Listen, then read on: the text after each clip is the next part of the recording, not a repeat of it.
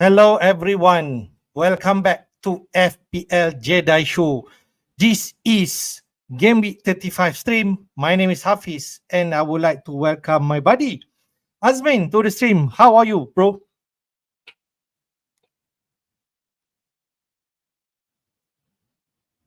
I'm fine. Okay. Unfortunately, I missed a lot of the matches, but yeah, managed to catch some highlights. But not this morning's match. I haven't managed to catch any highlights yet. though. All right.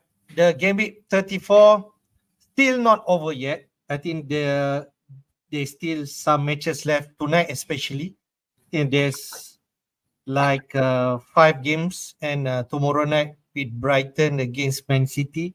But I think we should share the latest news, mean in terms of injury news of Man City, a big one from Haaland.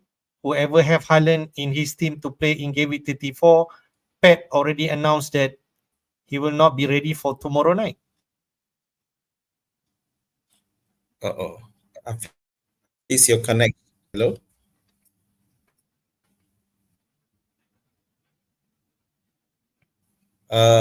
Sorry guys. I'm not sure if he's still on live, but we've lost Hafiz at the moment.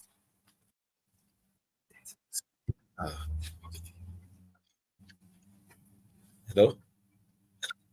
Man, Sorry, I'm not sure if you're on air, but if you are, can you hear me, Hafiz? I think you disconnected just now, or was it me? Man, can you hear me? Yeah, I can hear you. Can you hear me? Yeah. I just explained about the Haaland injury news, the latest one. So I think this is a big one, especially who Your line's has not. Haaland. The line's cracking.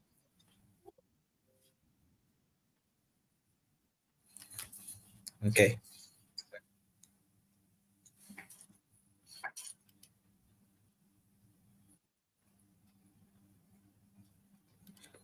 Testing. Can you hear me? Yeah, man, I can hear you. Okay. All right. Okay. Can we go again?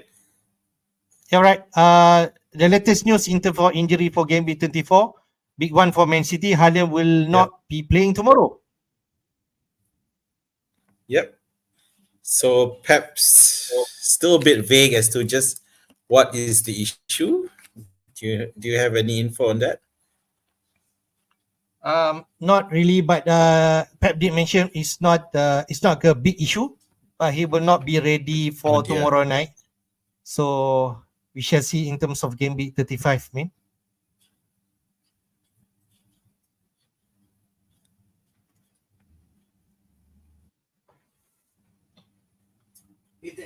Pardon? Man, can you try to log in back? I'm not sure whether is it my line or your line. So I'm still here. Okay. I'm gonna disconnect. I'm gonna just try logging in again. You carry on. All right. Okay. So while waiting for Azmin, I think the big one, especially for game week 34 so far, if let's say you have I think the Arsenal players and also Crystal Palace has been performing in game week 34, especially for the free hit team who are triple up in terms of Arsenal and the Crystal Palace asset. So far, the Crystal Palace attackers, if you have the likes of Mateta, Olise, and Eze, those players has been performing with a big point. I think Mateta 16, Olise 14, and Eze 11 points. And on the flip side, in terms of Arsenal, at this juncture, if you have Havertz, he scored 17 points. If you have Odegaard, the highest in terms of midfielder from Arsenal, 20 points.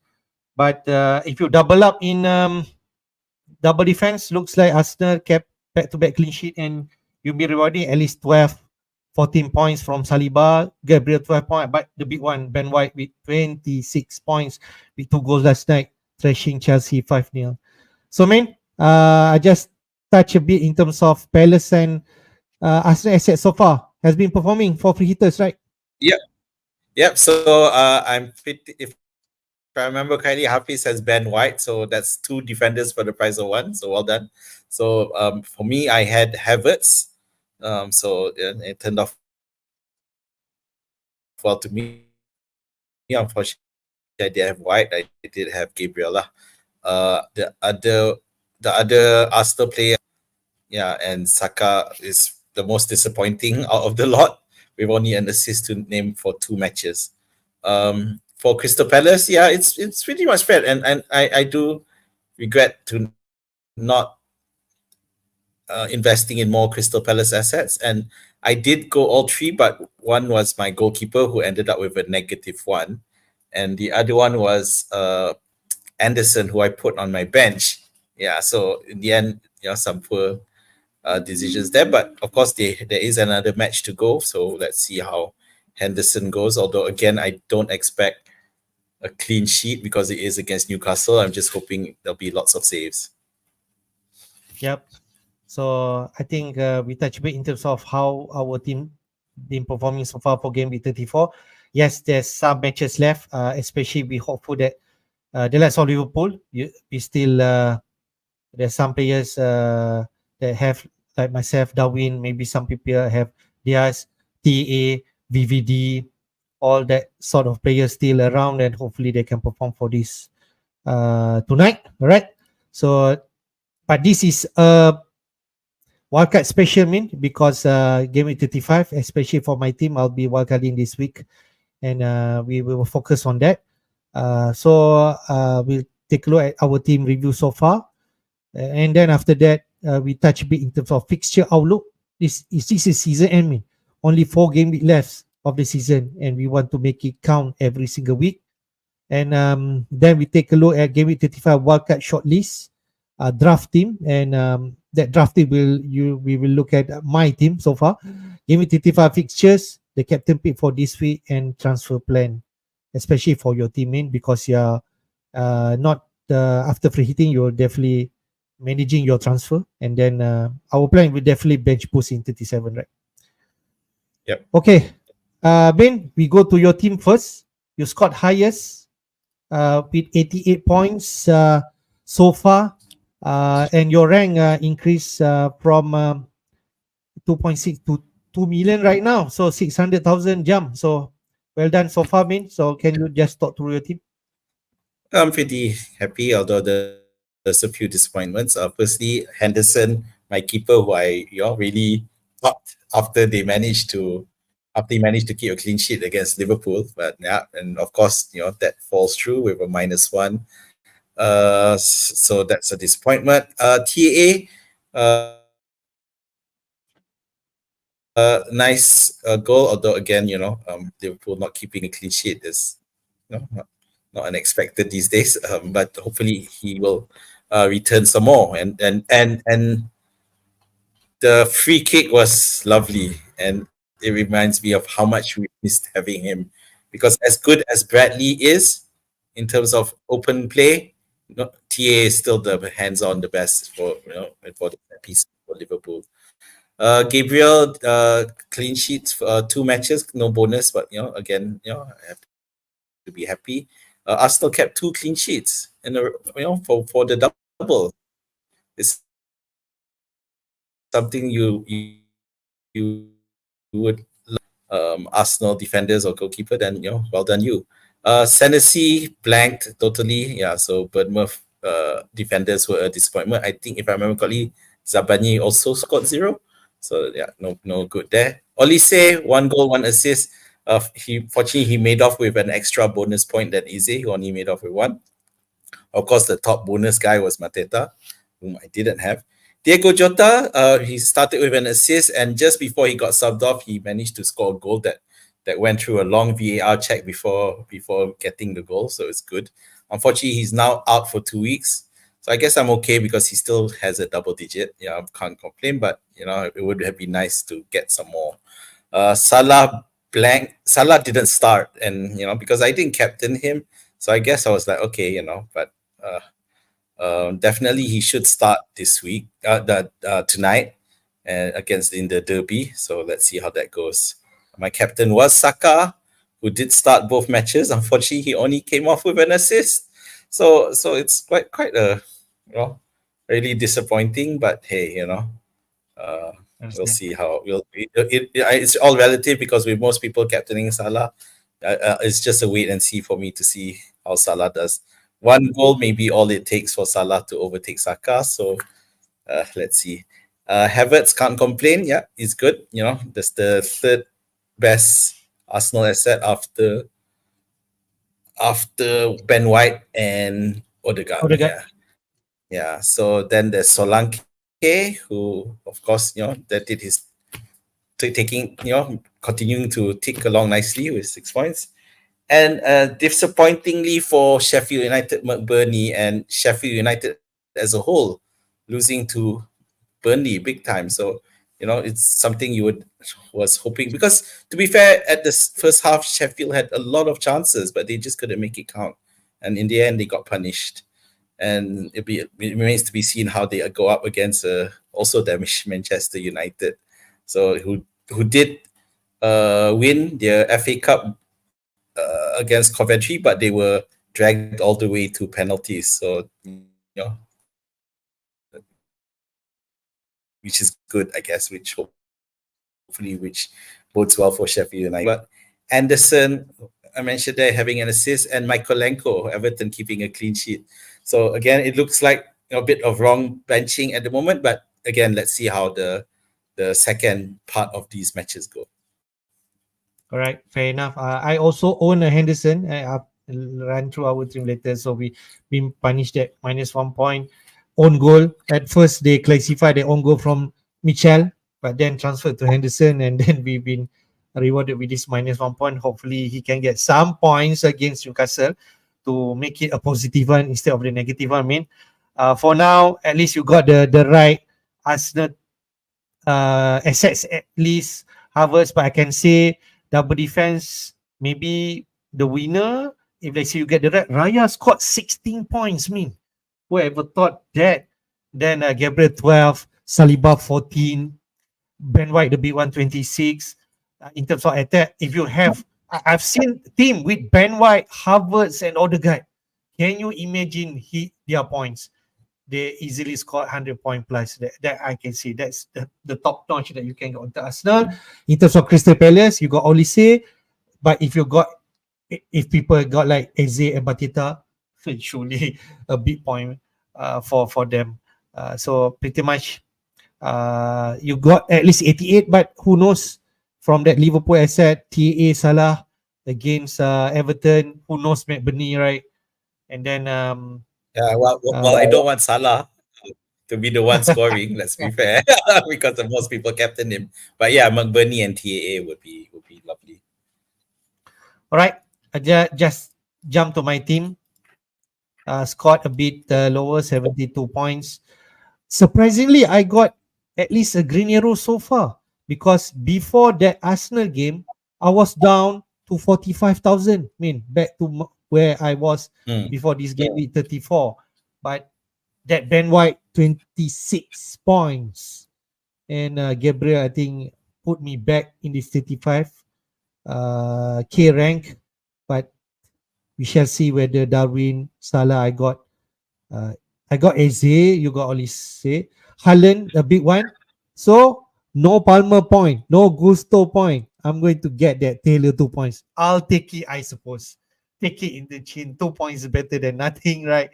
And other than that, I really hope Sarabia can do something against Bournemouth today. Wolves versus Bournemouth could be a high scoring game, 2-2. Who knows? Sarabia 1 goal overseas. Hopefully, because not all free hitter have that Wolves asset. So hopefully that can deliver. But if not, well, it is what it is. Just want to point out about Braithwaite. Everton kept a clean sheet. Braithwaite set for a clean sheet and 1 bonus point until he got that yellow card. Then that bonus point goes to Pickford, who most of the free hitter have. They got the 8 points. So that's the story so far. Braithwaite have been my hero. I won't complain. But this week I'm gonna wildcard, and most probably he will have the last chance contribution against Liverpool, we were not sure what result is going to be, but that will be his last contribution to my team.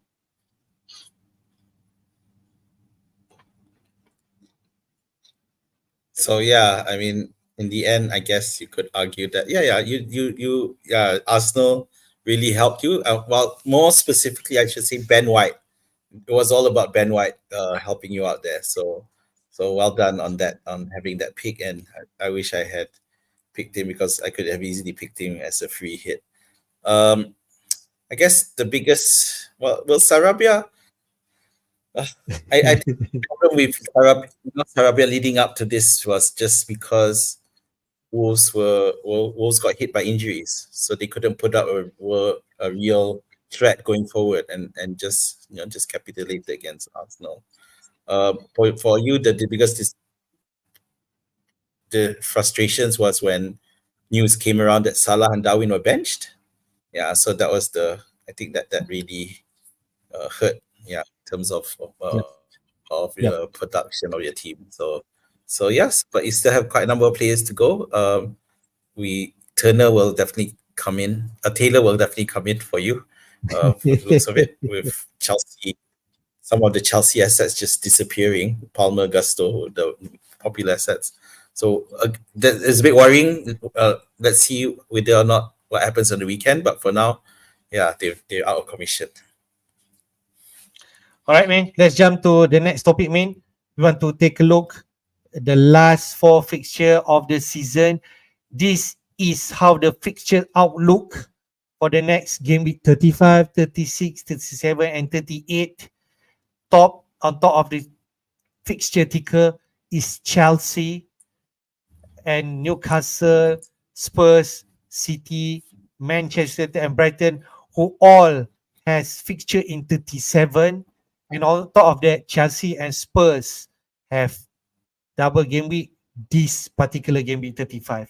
So just some key points from this fixture outlook. Chelsea and Spurs is the team with the highest number of fixture, which is 6 until the end of the season, which they double in 35 and 37. The next one is Newcastle, Man City, Man United, and Brighton with second highest number, which is 5 games, double in game week 37, and the rest are just left with 4 fixture because they do not have any double fixture anymore. But just want to point out for the single game week team, you can see there the likes of Brentford, Luton, and maybe to an extent also Palace, or maybe also Forest can also include that after the Man City game 35. They have some decent fixture coming up if you want to target, but Wildcard Library might not go there, but those can be a potential team that you can target.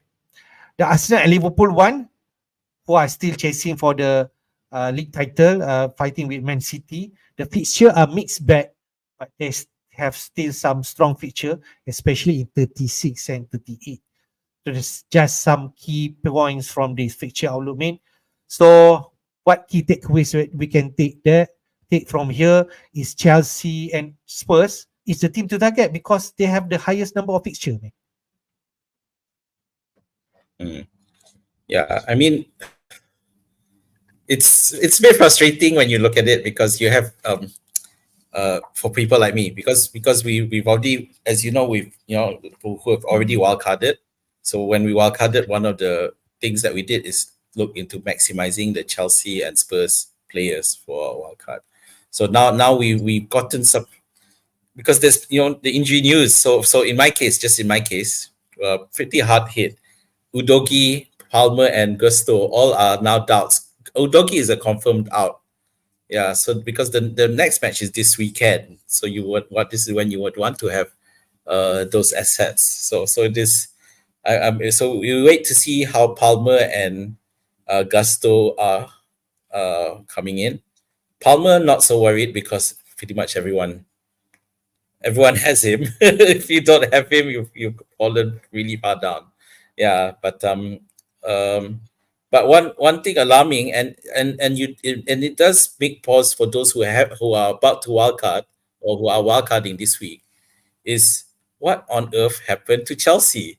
Why did they just fail this morning at getting trashed 5-0 to Arsenal, because if you look in the track record this season, they've screwed up quite a bit in terms against the uh, smaller teams, but against the bigger teams, they always seem to step up to the occasion, and either they win or draw, or even if they lose, it's just by a thin margin. But I was definitely not expecting that scoreline. But Palmer didn't make the game. I don't know, was he the only threat? Because I haven't watched the highlights yet for this morning's match. Yeah. So Spurs also with Udogi up, but the thing is, they also got surprised, also ended up losing and not performing. Uh, so it's it does raise pause to, is it worth, for those who are cutting now? I know they have doubles, but is it worth it to have doubles? Okay, when you look at the fixtures, it's not exactly great. Chelsea play Villa and Spurs. Spurs play Arsenal and Chelsea. So it's not exactly easy kills. So, but I knew that when I wildcarded way earlier. But yeah, but now when I looking at the current form of the both teams, are they worth it? You got to wonder. Yeah, understand.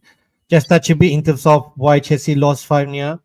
I actually I didn't saw the highlight for sure because I don't dare to see the 5-0 score line. But Poch did mention up be down to 1-0. Then after that, he tried to tweak the team a bit in terms of getting the response, but it never came. Yes, Pochettino did mention he's a bit disappointed on that. But clearly, there's sentiment in terms of from Chelsea fan that in terms of the backline partnership, which is with Bernard and also Disasi, and then Gusto are not there and playing the young guy Christian, and with Palmer also not around, so the team structure a bit disrupt. So that could be a possibility of why they lost big in that game. But the first half is only 1-0. Then after that, goal keep coming. I think within 80 minutes spell, they capitulate, and then Chelsea disappear from the game in 5-0. So that's where it came. But at the same time, Arsenal is still a strong team, especially at home. And with those key players not around, so that's where Chelsea did not manage to get anything from that game. I do agree, man, a bit in terms of when you touch a bit in terms of Spurs and Chelsea. I said their fixture on paper is tough. 35 Villa, who are chasing top 4 spot, playing away, it's going to be tough. Home at Spurs, we shall see. London derby can be anything, but I still remember the reverse fixture. I think Chelsea won that 4-1 at Spurs. Spurs actually did lead with a goal first, and then after that, I think a send off. Yeah, I think send off for Romero, and then Chelsea take, and that is where the match, if I remember, Jackson scored the hat trick. Could it repeat itself in Stamford Bridge? We shall see how. So we touched already in terms of Chelsea and Spurs. Their feature, especially Spurs, Arsenal, Chelsea, Liverpool, and Man City in the next 6. So it's not really good on paper, especially in fixture. But people will definitely go there. We touch a bit into players later. But how about Newcastle, Man City, United, and Brighton? There is opportunity, and the fixture is there? What do you think? If you look at the fixtures, I don't know. It's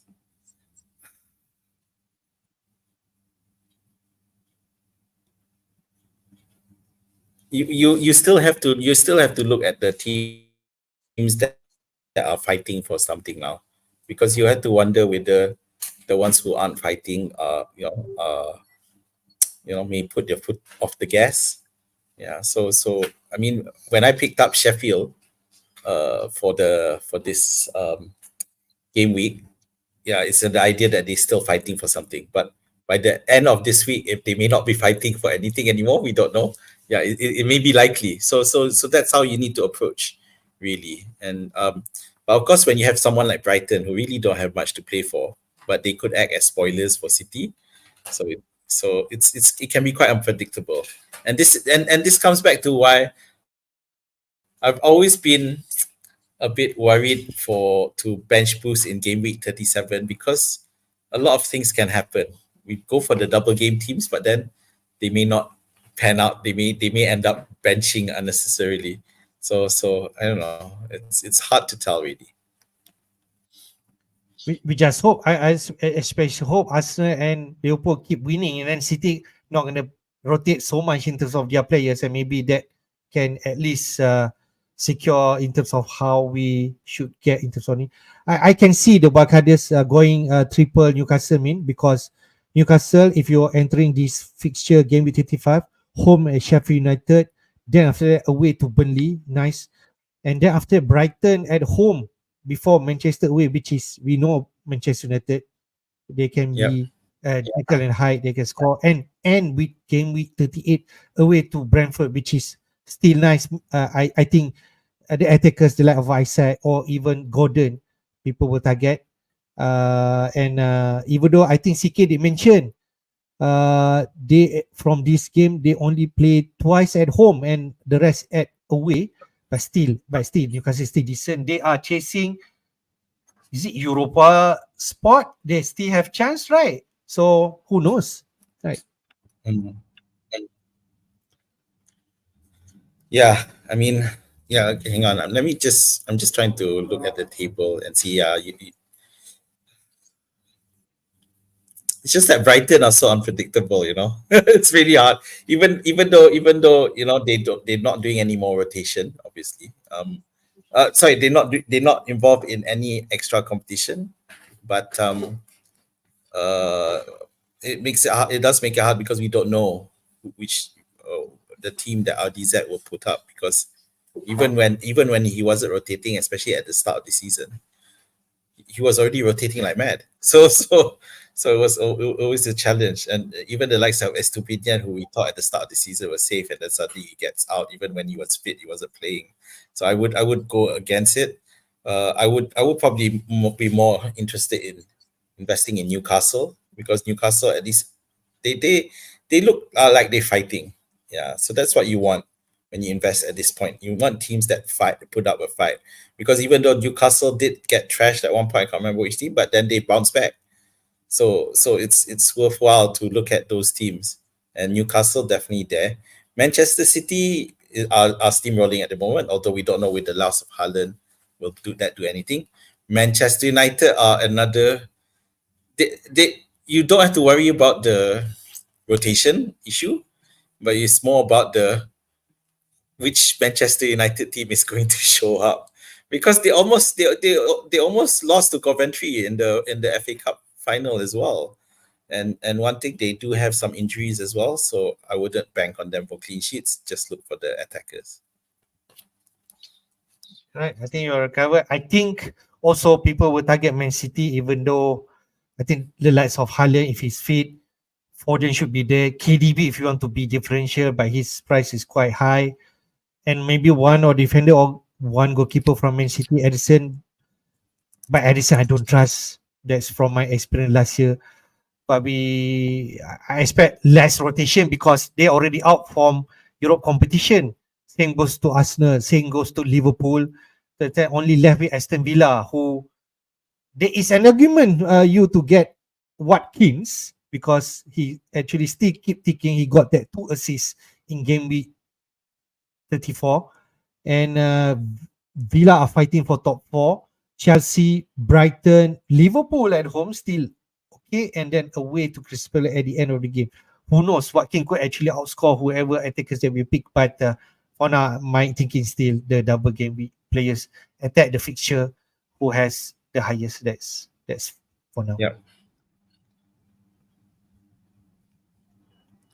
All right, man. Yeah. We already talked about. Anything else you want to touch? Yeah. No. Yeah. It's just that. Yeah. I mean, if Brentford, Luton, and Palace, just a quick. If there was one team you'd want to look at, is Palace, because they just look really good at the moment with Olise and Eze in tandem, and as long if both can remain fit, they could be your dark horses in terms of only having a single game. Right, man. Take a look next one, which is this is just a quick one. Interfixture outlook in terms of recovery, all should be green. There should not be an issue in terms of rotation. We did mention Man City already out for competition, but in 37, maybe less recovery period for Man City against Fulham and Spurs, but they should be okay. Other than that, Arsenal looks good. Manchester also not bad. Chelsea maybe, and Spurs because in terms of recovery for game week 35 to 36. But pretty much whoever plays that we pick should be the nail one, and maybe you just need to go for it, right? Yeah. Again, we still have to consider, because even though you those Reds, but those are teams that are, like Liverpool, Arsenal have Reds in their schedule, but they are fighting or something. So even though the Reds, I think you can ignore the Reds at this point. It's not a big deal. However, teams like, well, I don't know, Sheffield, well, actually, most of the Reds, because you have Everton, who are also fighting in a way. Yeah, so to see. Yeah. Week by week. All right, man. Yep. I think it should be okay. I just want to jump into this game week 35 because the talking point for this week is definitely, if let's say you wildcard, who should be target. So actually, I snapshot this table from FPL Raptor. I watch a lot of content creator in terms of how they approach wildcard. I watch FPL Wire Price did share his wildcard draft. FPL Raptor also, FPL Harry, and latest actually I read from this article, Fantasy Oscar, how the ex FPL champion Simon Match approach his wildcard. So there's plenty of content you can see there. But this is an interesting table that I just want to share with everyone from FPL Raptor. This table for our research in terms of every position that possibly that you can get in terms of how you can manage your team from budget, mid price, and so premium. In terms of goalkeeper, there's some option here. Budget in terms of 4.5, 1.6 million. Petrovic from Chelsea. Pickford, okay. Pickford only from single game week, but they still has some decent fixture, so he just put there as an option. Mid price Onana 5 million now. Manchester United do double, okay. And then the premium side, Vicario 5.3, Edison 5.5 million. So those are the option in terms of goalkeeper. Surprisingly, read some article in terms of who has this highest save point. I think Onana and Vicario is the top two who has highest in terms of save point. Man. So I guess those should put into our thinking if let's say who is the best partnership in terms of keeper. I just want to point out, if you're thinking about getting Petrovic and Vicario in your wildcard, you will mess up in terms of who's you going to play, because you will have one less player to play in the double. You pick this partnership, you can only go one from them, Vicario or Petrovic. You cannot go both because you will not optimize your double game with players in 35. So that's one thing I just want to share. Right. In terms of defenders, there's plenty option there from budget. Gusto if he fit, Van Heek 4.1 million if you stay stuck because he's playing double anyway in 37. Van der Ven from Spurs, all right. People are talking about Poro, but maybe if you're stuck with money, Van der Ven can be your cheap option. And Maguire, an option from Manchester United, around 4.2 million. He looks like Lee, the only available centre back in Manchester United at this juncture, so pretty much safe in terms of his place. Other than that, mid-price defenders who maybe can be a bit attacking. Dalot, Burn, I think Burn slightly higher, 4.6 for 7 right now, so maybe he's in that budget bracket. Vardiol from Manchester City, who looks a bit nailed, but Ake is still there, and maybe there's some rotation, but he should be safe. Gabriel and Saliba combo, Arsenal assets, the single game players could be an option. But the premium one, the likes of Poro, Shah, and Trippier if he fits. So maybe we just comment first, Min, in terms of goalkeeper and defenders. What interests you? Okay, I'm lucky for one thing. Uh, personally, because I got into Petrovic, and you know, fortunately with the free hit, I didn't have Petrovic because it'd be so embarrassing. But because Chelsea just, I wouldn't pick Petrovic anymore, even though I have him myself. You probably go for the likes of, because you just don't know what's Pochettino's emphasis. Is he attacking? Is he defending?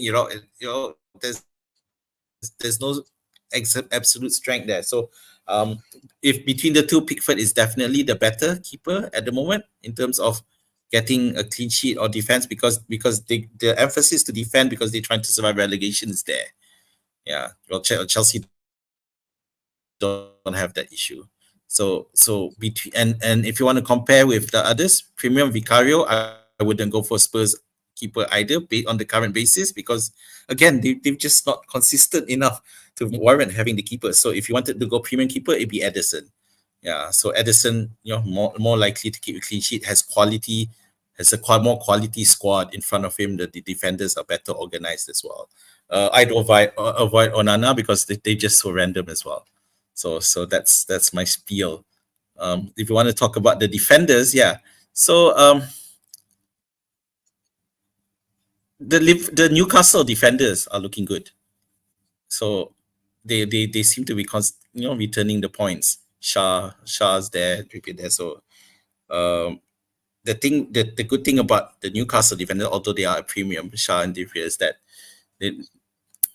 they have attacking potential as well. When you compare the cheapies, the likes of Van Hag, Van der Ven, they don't have any attacking potential. Gusto seems to have lost his attacking potential for quite a while now. Doesn't really have much, although compared to at the start of the season. Maguire is an option, but the thing is with Maguire, you only hoping for attacking points because you're not expecting any clean sheets.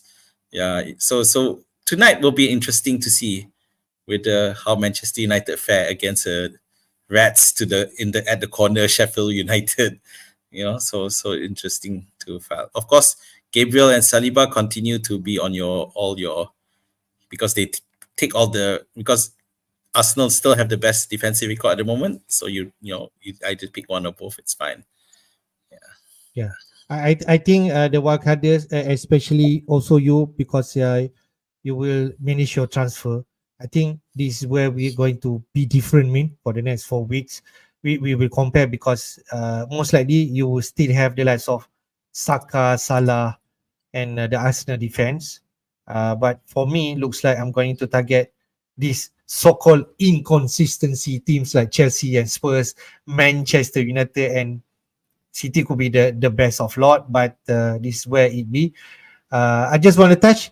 I think I agree in terms of defense. Looks like we should target people who have attacking return. The likelihood here where people will think Trippier, if he fits, I think Shah still fine at 5 million plus. Poro, because he actually the most attacking. Udogi is not going to be there. I'm not sure who will be his replacement. Maybe Ben Davies, okay, or Emerson Royal. We just don't know. On the other side, we shall see where Postecoglou gonna play. But Poro, Trippier, maybe to an extent Dalo, yes, because I just read some stats here. Top attacking defender for double game week players. Number one, Shah, clean sheet 9, goals 4, assists 3. Dalo, clean sheet 7, 1 goal, 3 assists. Oro, 6 clean sheets, slightly lower because Spurs are not keeping clean sheet so much. 1 goal, Only one goal. But 8 assists. So there is potential if Poro is fit. So it's definitely merit there. But just want to see what Postecoglou gonna mention about this team news this Friday. Yeah, the one thing to point out though is that you're missing one name there.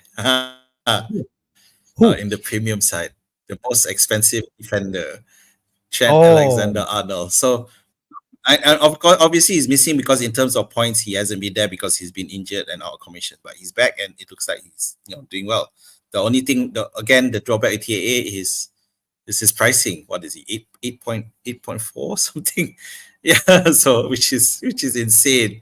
The funny thing is there's no defender at 7, so suddenly it's just him all by himself up there at 8.4. So it's crazy. So yeah, but definitely if he's helping to Liverpool to win, I think TA it should Yeah. get into your consideration as Yeah, well. I think Despite I the think price. I think TAA is more to team who will not wildcarding because they want to fit all these players, but we shall see. In terms of midfield, there's some option, some budget, some price in premium. I think I go with the premium one. The Saka, the Salah is the one that people are mentioning. If you're not wildcarding, if you're wildcarding, also can be. But Salah price 13 million, he can actually distribute fund and get some other mid-price midfielder who can actually match. Or if not, the two combination can match that Salah point. Son should be in everyone team. KDB could be a differential pick, but he could be the one because Man City are not rotating anymore, and KDB has been the one that going to produce that spark, that magic in the City team. In mid-price bracket, Richarlison, Madison, Spurs midfielder could be an option. Foden looks like the one that people are going to get in the pre-hit team, backup team. Bruno Fernandes in the conversation looks nailed. 90 minutes man on penalty looks like he's the one that performing. Not Rashford. Garnacho slightly dim a bit now. Also, Hodgson, we touch a bit on the striker later. Palmer looks like everyone going to be having him. Gordon also looks nice for Newcastle. We touch a bit. Their fixture is nice. Burnley and Sheffield United. I think Gross is a cheeky pick. Ross, FPL Raptor did mention Gross looks like nobody going to pick him, but he can be an option from that Brighton's team who are going to play double also. So nice one. You had experience with Gross, right, me? Yeah, absolutely. I think Gross is definitely understated at the moment, and definitely worth getting into because he does take the free kicks. The worry about him previously was that he always seems, sometimes he always, ends up playing in a deeper position. Yeah, but I don't think, because he's not that expensive, and I think it's more than, his potential is more than enough to knock off any drawback of him playing a bit further back because he still bombs up forward anyway when he gets a chance. And last but not least, the forward lineup, I think only left it a few options.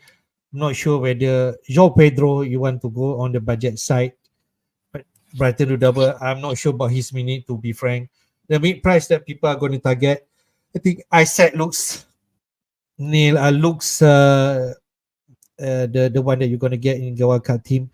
Hodgson and Jackson going to fight that place. Jackson, no yellow card yesterday, so his threshold will be up, and he should be safe for the next double game week. And Haaland is the premium one. Maybe Watkins' name should be somewhere there if you want to go him, but he don't double any time soon. But these are the picks in terms of forward. Isaac looks pretty much you need to get on wildcard team since for the past 4 game weeks, right? Double digit, 2 double digit, and 1 8 points at home, if I'm right.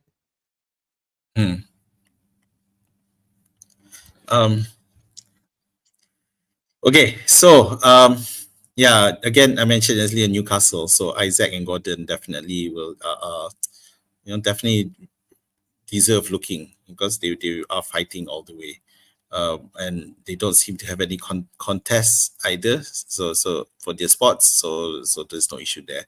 Palmer, we all know, it's just a question of his fitness. But the thing is, if assuming for game week 35 he's not fit, wildcarders will still pick him up anyway and just put him on the bench for that week. So there's no issue there. There's no reason not to. He is the performer for Chelsea and he's the number one. So the question now is, really where to go for your assets, for midfield. Foden seems to be the person stepping up when Haaland's not doing well. So it does seem like Foden looks like he could be a must-have. I don't have him, which is a problem, but he could be a must-have for this run because right now with City already knocked out of the Champions League, so they're left with two. One is the FA Cup, one is the Premier League.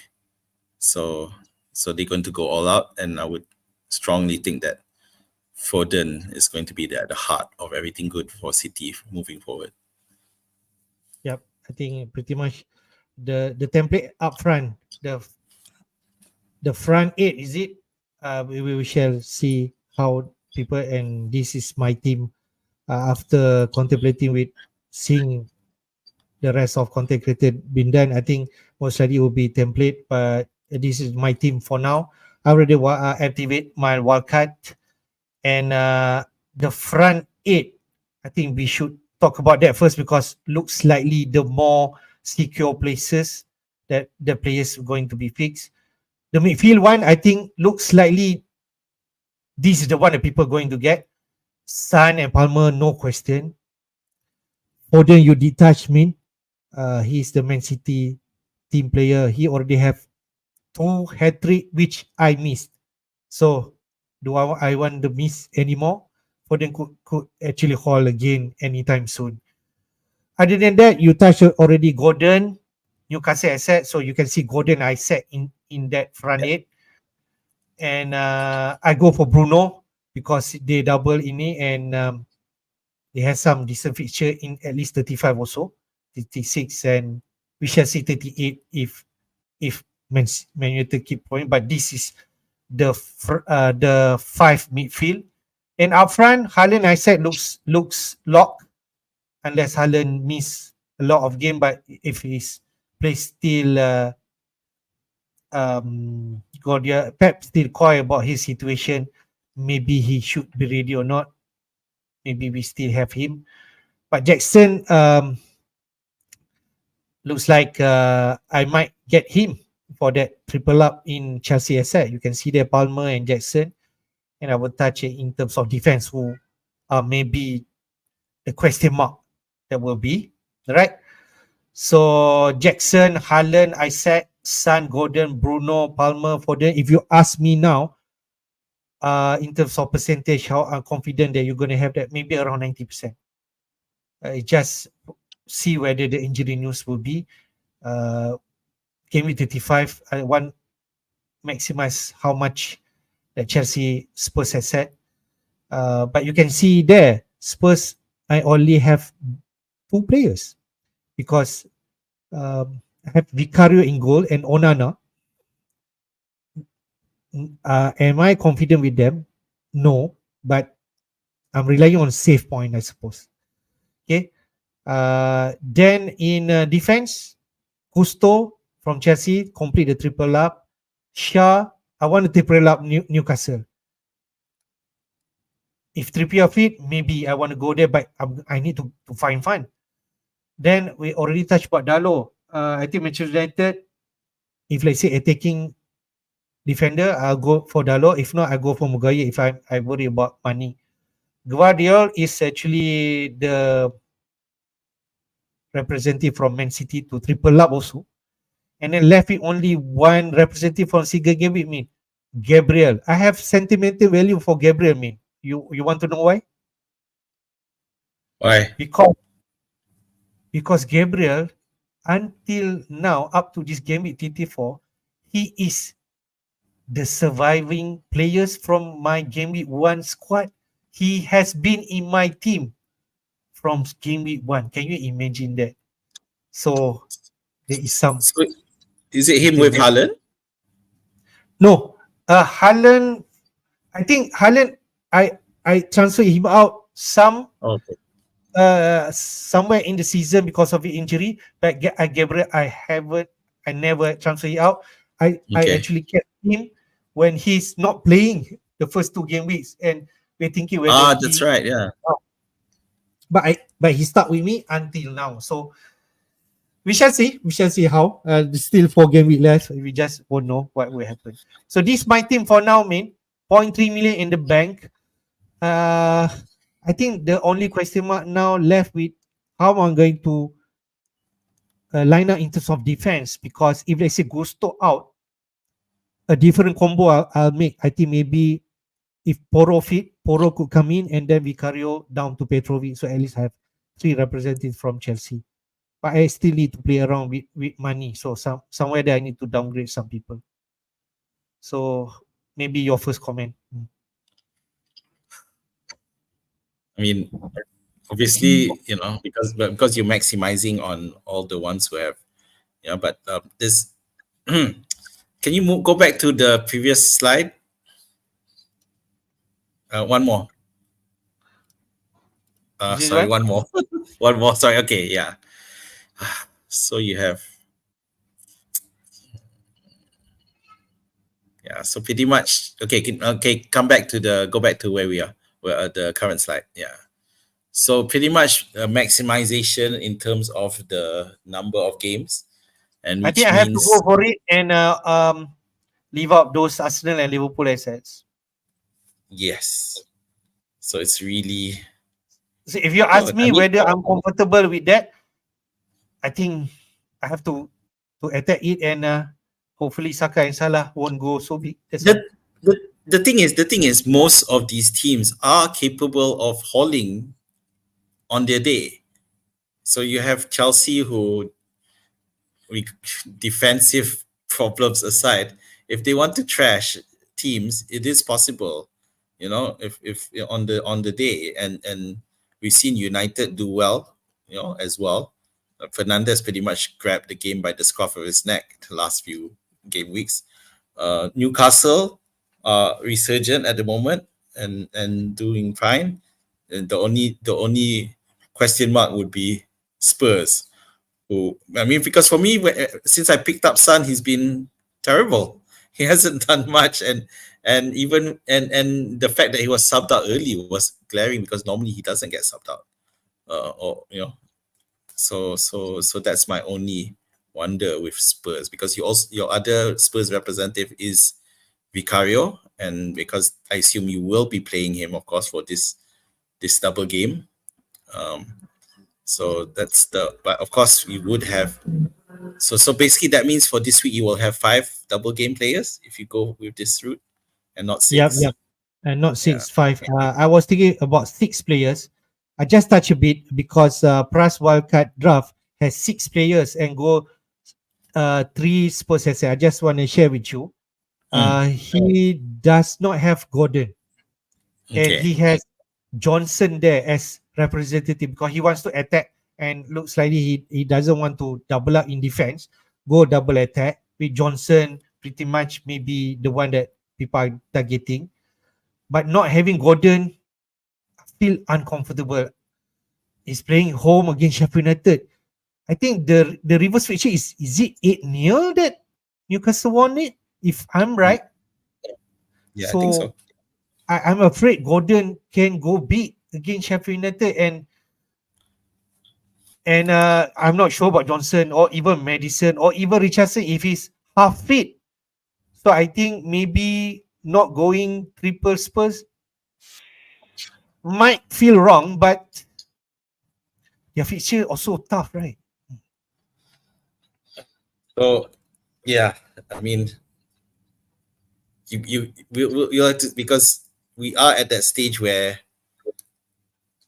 Sheffield United are fighting Hall and neck, and because to win they have to score goals, and when they try to go attack they will leave the gaps at the back. So a team like Newcastle can easily exploit that. So yeah, the risk of not having 2 attackers for Newcastle is quite dangerous, especially when you're wildcarding, when you have a chance to double up on the attack. And then Manchester United face Burnley in this game with FIFA at home. Yes, Manchester are bad, but Burnley are also terrible, right? So that game can be a big game for Manchester United, right? So I feel more comfortable with this player aside those Spurs. But I think this is based on your strategy. If you feel you want to maximize your Spurs asset and go for that Madison Richardson, I think you do that. But who you're gonna sacrifice is another question. Yeah. I think in terms of defense, Gabriel, if I may play Dalo and Shah, I think the attack rate can be big. Shah, we already know 13 points can easily get in a game week. Newcastle can keep a clean sheet. Manchester United, Dalo sometimes can score a goal and even an assist. So I like that. Yeah. So I can see Gusto ending up on your bench for every time he plays a single game week, and he's only there for the double games. Otherwise, he wouldn't be there at all. So, and it's just that he is cheap. So that's Yeah. 8.1 and a regular starter. So we shall see how my wildcard team. I think the news when come and I will definitely finalize thing. I think I'm worried if let's say Gusto are out, so I need to make some changes. Yep, I'm worried. All right, man. Let's take a look the game week 35 fixture. We already talked about Chelsea and Spurs going to play twice this week, but who else are playing this week against each other? West Ham versus Liverpool, another big match on the Saturday lunchtime, of which West Ham can be has been not in very good form after losing the Bayer Leverkusen and then lose big against Crystal Palace. But at home, they want to go big against Liverpool, right? So this can be tough in terms of fixture. Then we have London Derby, Fulham versus Crystal Palace. Interesting. If Palace performing, then this could be a good game. I already touched about Manchester United, Burnley, good on paper also. Moneyball game. Newcastle, Sheffield United, and Wolves versus Luton. Man, Luton has been conceding goals, right? So Wolves, if you start with some Wolves asset, it still can be great. Midnight game on Saturday, Everton versus Brentford. Everton needs some points to make sure their place are secured. We have Villa at 3 a.m. in the morning against Chelsea. I think I'm going to miss that game. 3 a.m. Just no. And Aston Villa are on fire. Then on Sunday itself, we have Bournemouth versus Brighton. We have Spurs versus Arsenal, a big one, which is the London Derby. And Arsenal are going to fight for the title, but Spurs are not going to allow that to happen, right? The rivalry is still there. Forest need that point at home against City. It could be a scrappy game, City wants the win, but Forest also will fight for their life. And then we end up with Chelsea Spurs on Thursday night. So what interests you, Well, I mean, West Ham versus Liverpool, right? You think this is going to be tough for Liverpool, but the weird thing about West Ham is that they started to look like, even though they do have a shot at Europe, but they seem to look like they're already on the beach. I'm not sure what's going on there, and there's again, the talk has come out again of getting a different manager to replace Moyes, who, although he can do well, West Ham is just not enough to take them to the next level. So I don't know which West Ham will turn up. I'm hoping that the one on the beach will turn up against Liverpool. But that's the early match, and we get to see that first. Other than that, Fulham versus Crystal Palace is going to be interesting. Fulham at home are pretty good, and I think last time they lost to Liverpool, but it was a tough match, and they won the game before that. So this could be a good London derby to play out. It's interesting to see how it plays out. I think by now knows, because if you're wildcarding, then Eze is definitely could actually come into play. But as you say, he doesn't have the double fixtures that people would like, and that's where you have to go without him. So other than that, you mentioned Newcastle, Sheffield United in the last slide. Definitely, that's something to look at. Everton versus Brentford is, but Brentford, you see, they're starting to look better again with Wissa and Mbuemo playing their roles. Mbuemo. but of course not really for investing. So for me, for me, the most interesting game could be the Aston Villa versus Chelsea game. You got Chelsea who just got a reality check, and Aston Villa who wants to secure their Europe slot. But at the same time, Aston Villa can be slightly inconsistent, but right now they seem to have rediscovered their form. I think if you have Watkins, you should comfortably just play him. And Chelsea has been conceding goals, so you should not worry about that. That's the problem, because a lot of people have, in the lead up to the last couple of game weeks, they've jettisoned off Aston Villa only to see Watkins suddenly find his form again. Is as Watkins is the top scorer FPL right now? Let me check. Yes, 217, and second is Palmer. So can you imagine the best player in FPL and you're not having in your team? It's odd, right? And why are we not having him? Because one of the thing is that he's the best FPL point scorer, and he's not even taking penalties. It's insane. Yeah. It's crazy. Yeah. Can you imagine he take penalty, right? I don't know. Yeah. So well done those who hang on to him, have faith. Not worried about all this double gaming happening, because he still seems to be turned for you. Right, man. Let's go to captaincy conversation. I'm not sure will this be a long debate or a quick one, because these two players that people are going to talk, because Chelsea and Spurs double this game week, and the predicted points between Palmer and Son is not that big, but Palmer on the advantage side right now, 11.8 compared to 11.5 for Son. And you can see Palmer, his price is cheap. So if you have like allergy in terms of captaining a cheap player as a captaincy, you might want to go for Son, which is so-called the premium bracket. But in terms of ownership, we can see there Palmer almost 47 or nearing to 50% ownership.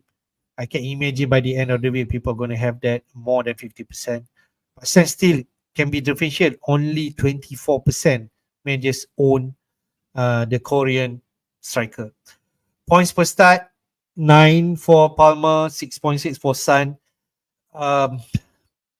Sub out before half 60 minute, the last game. Will that trigger an alarm for us? But I still feel he's the talisman for Spurs. He's the captain anyway, right? So XG, Palmer 14 compared to Son 9.15. But assist more to Son, but it's not that far compared to Palmer. Palmer is all the rounded points, man, in terms of penalty, talisman for team, and also budget enabler in terms of your team. So is Palmer the one that people are going to go, man? To be fair, regarding the allergy of picking small players, cheap price players, to be fair, Son doesn't quite belong in that Salah, Haaland, Saka must captain if they are the options. Yeah, Son doesn't quite fall into that. Yeah, so it's I can definitely see plenty of people captaining Palmer opposed to Son, because Palmer's output has been much better than Son's in the past few. It seems like he just moved another gear. That had just say Palmer is not fit to play, so Son is the go-to, right? I suppose. I don't know. Yep, Son will be the go-to, unless you want to try some differential issues. But it's just there's just no one out there that would give you that confidence to do that. Between Chelsea and Spurs. Hang on. No, there isn't. There isn't. We'll see. Unless, Spurs. You want to go any single game player? No, if you want to can't see. I can't see. It's so it's just between Palmer and Son. If you want to go different, you go the single game week players. I don't know. You have Watkins, Salah. I don't know. Saka against Spurs on that very game, but he's playing away, right? Yeah. Yeah, because they don't have any more conditioning. They don't have any midweek matches right now to show what they can do. And then Palmer was out last game week, so this week, so he didn't get to do anything. So Yep. I don't know. And Right. yeah, Palmer is the go-to captain, but if he's not fit, then Son that people are going to captain, and yet we can see. Unless you want to try a single game with players, it's up to you, right? So, if you wait one thing, if you want, if you worry about the rest factor, then go Sun, because Spurs haven't played. Fair. They have been like 2 weeks break, right? Yeah, If I'm they right. haven't they total rest. So yeah, Yeah. and to be fair, Palmer's resting too at the moment because he didn't play anyway. But yeah, what I mean is the overall Chelsea squad, Yes. and they just got trashed. So who knows what the mental where they at mentally. Fair. Yep. All right, man. Let's go.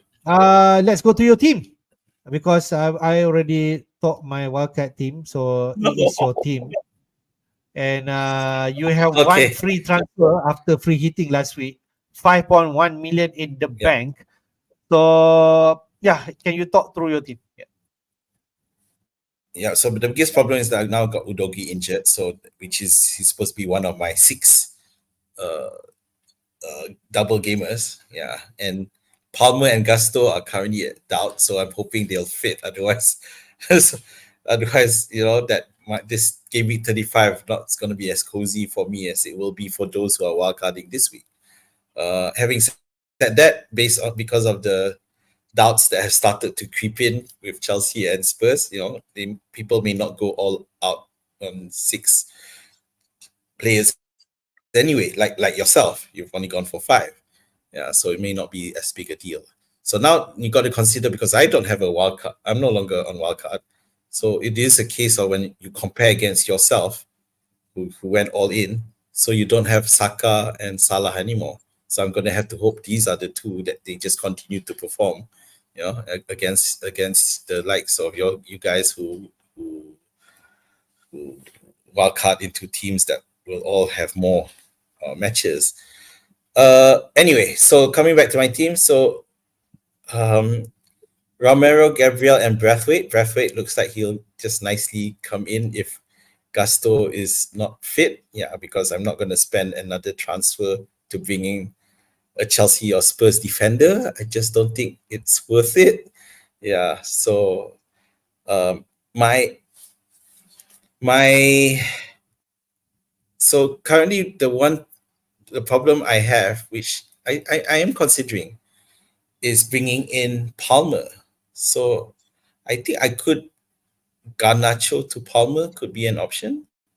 You already have Palmer there on the other right side, man. Sorry. Garnacho to Foden. Foden. Sorry. Yeah, so that is something I'm still thinking about. So I might do that. Yeah, so if I do that, then of course, then it's just the Murik versus Darwin as to who do I bench. Yeah, so I haven't figured that out yet. How about Darwin? Murik has his dropped. You still have him on? Darwin.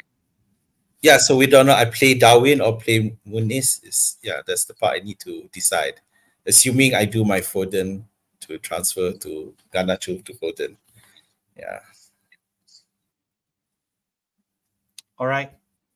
That's your team. At least you have, if it goes to fit, you have 5 doublers like me, because Udagi is not. If not, you have 6 doublers, right? So, yeah. So I've gone to 5 because I'm not going to replace that Udogi. He can rot. He can rot on my bench. I'm sorry. I'm so annoyed. All right, fair. Who ever thought about Udagi missing this game, right? So we shall see. Before we conclude this streaming, let's take some question from Raka FPL. Thanks for your question. This Liverpool question. I am assuming he's not on wildcard. With Jota injury, Salah keep or sell. I think if you have Salah like Azmin, you just keep, right? I mean, Let's see what tonight's match looks like. It okay, does depend because I have my doubts on Salah. That's why I didn't captain him in the first place. right? Jackson, buy or avoid. I think Jackson is like Darwin. You just not getting much from him, but Wildcard like me, I'm gonna get him. But if you're not on free hit, on Wildcard, I'm not sure. I mean, I don't think you're gonna No, buy Jackson.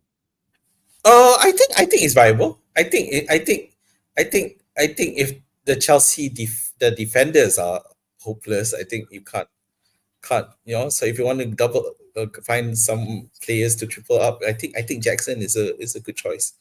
Yeah, he's probably guaranteed to play all the way to the end of the season with with what's his face still doubtful, not ready to come back. I've forgotten his name already. What was his name? Your striker who at the preseason was doing so well. Nkuku, is it? Nkuku, you have- Yes, there you go.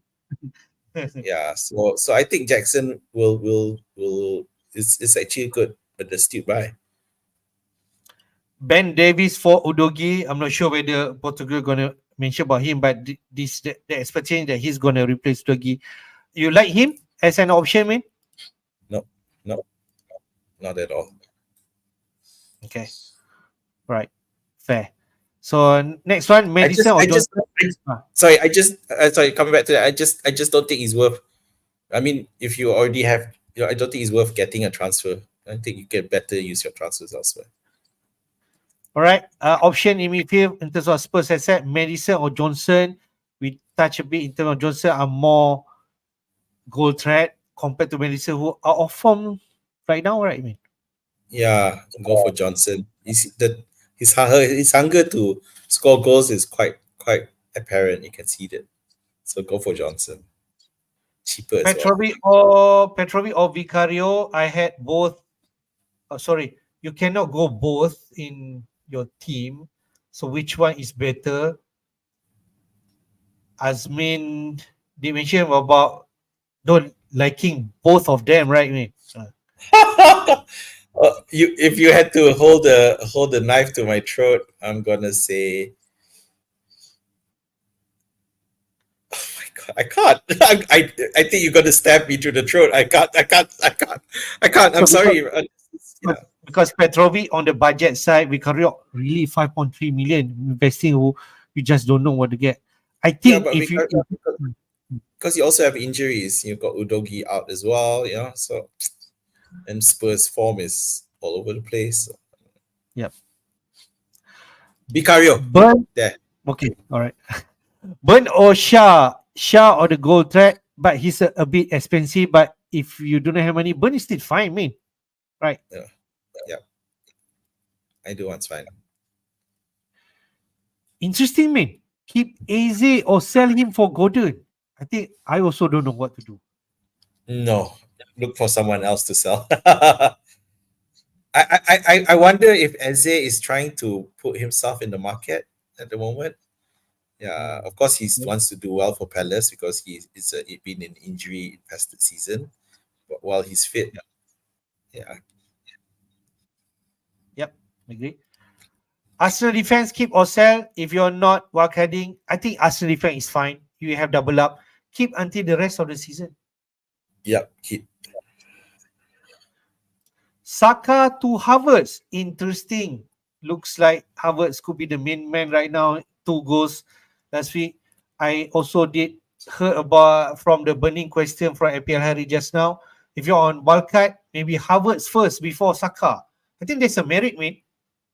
Yeah, Hafiz is cheaper and he does seem to be finding himself in the right spots to score goals. So yeah. Maguire or Dalo more attacking than Maguire, but if you don't have money, Maguire is still fine, right, man? I prefer Maguire actually. I like the goal scoring track. Wow. All right. Good. Bruno Fernandes against Garnacho. You have Garnacho, I have Bruno. So you're gonna say Bruno, I'm gonna say Garnacho.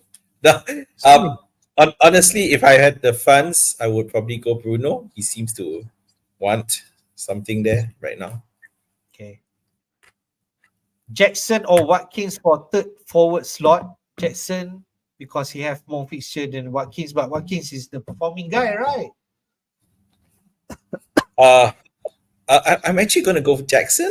I Okay. think I like, Right. yeah, because Chelsea's chaos situation means that someone like Jackson, who's ultimate chaos, is going to benefit. Okay. Chaos equals to Darwin. Jackson is equal to Darwin. So when you get he's Jackson, learning. when you get Jackson, just prepare to have the same right like Darwin. Okay. Just a bit of cards. Last but not least, we touch a bit in terms of Brighton striker Joe Pedro. You had him once early of the season, right? I mean, so we are overlooking him. What do you think? I don't look we overlooking him. It's just that we're not sure with Brighton or what's going on with them. So and what's going on with RDZ, whether he's confident, because right now he's back. Previously he was out. But I don't know. Yeah, I mean, he hasn't scored since he came back. So it's not a case of overlooking, because we want to see some We want form. to have players who, in terms of minutes, are secure, right? I mean, so Yeah, like Jackson, who doesn't perform, but he yes, that 90 minutes. If I look at history, he was back in game week 31. He played 90 minutes there. Then in the 32 against Arsenal, he only played 27 minutes. And then back to Burnley, he played 88 minutes. So I would think that he would play, and then we'll see what happens tomorrow night.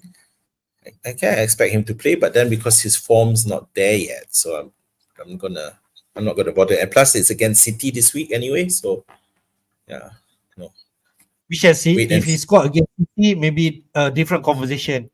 During I hope he scores against City. I hope Brighton win tomorrow night, obviously, for obvious reasons. All right, man. We come to the end of the stream. Just want to touch about game. FIFA deadline will be on Saturday, 27 April at 6 p.m. Malaysian time. So that's pretty much the deadline. Don't miss out that 6 p.m. time. And to everyone who watch our stream right now, thank you for watching. But do hit the like button and subscribe to our FPL YouTube channel, Jedi Show, and support us. Min, your last word? Yeah, all the best, everyone, for tonight and the last one against Brighton City, although we don't know Haaland's not in, but if you have the likes of Foden, all the best there. And the one last word is that we just found out that Nunes will start tonight. So, yeah, all the best those who know. Wow. I like that. And hopefully at least give me like satu goal, bro. I want chaos bringer. Looking at people, Arsenal scoring like nobody business. Something from Liverpool for me tonight, inshallah. So thank you guys for watching. Hopefully our weekend we might not be able because I will be away. So maybe we shall see somewhere next week. Yep. I'll be attending an AGM as well, so I won't be around. I won't be able to. So yeah.